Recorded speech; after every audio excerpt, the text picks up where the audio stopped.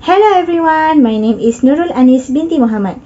My number matric is 1210381. Today, I will present to all of you about speech act theory.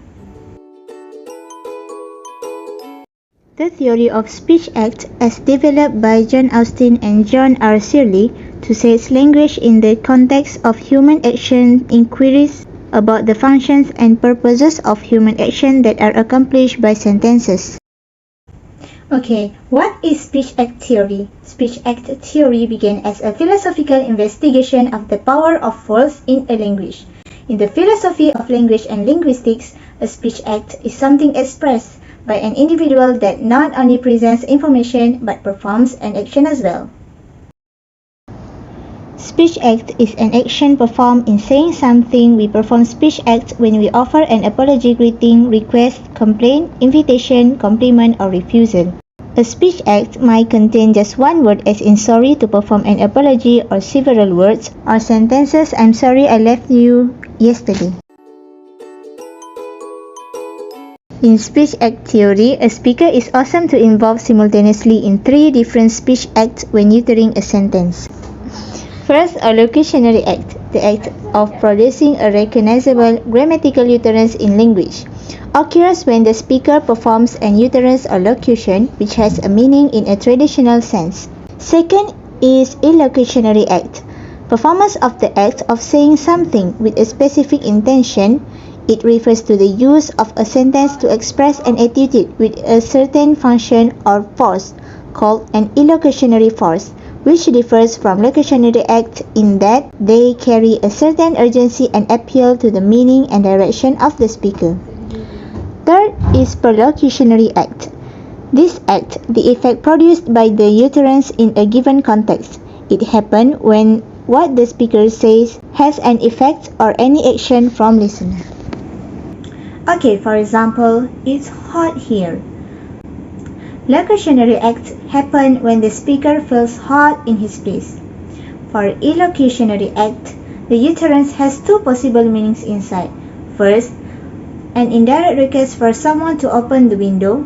Second, an indirect refusal to close the window because someone is cold. For perlocutionary act, the hero will take an action to open or close the window. There is 5 serious categories of speech act. First is representative, acts in which the words state what the speaker believes about something, the truth or not, such as describing, claiming, insisting, and predicting. Example, the earth is flat. It was a warm, sunny day. Second, directive. The words are aimed at making the hearer do something, such as commanding, requesting, forbidding, and suggesting. Example, could you lend me a pen please? Hey, don't touch that. Third one is commissive. This includes acts in which the words commit the speaker to future action, such as promising, offering, threatening, and refusing. Example, I'll be back. We will not do that. Next, expressive. This used to express the physiological state in sincerity condition about a state of affair in specific in the propositional content, such as welcoming, praising, and blaming. Example, I'm really sorry and congratulations. And last one is declaration.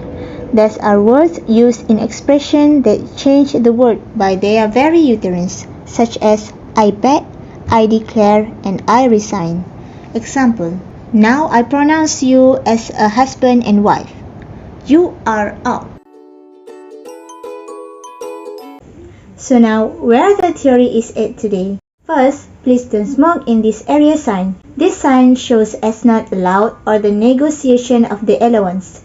So, that theory in this sign tells someone is not allowed to perform smoking in that place. Second, congratulations words on a bouquet given to a graduate.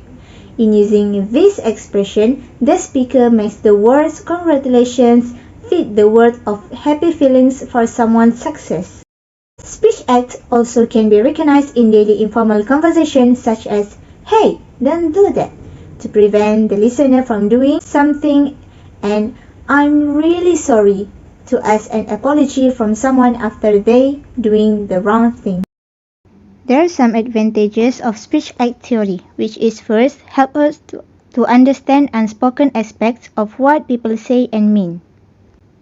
Second, increase knowledge about what people might mean by what they say in both monolanguage and multilanguage situations.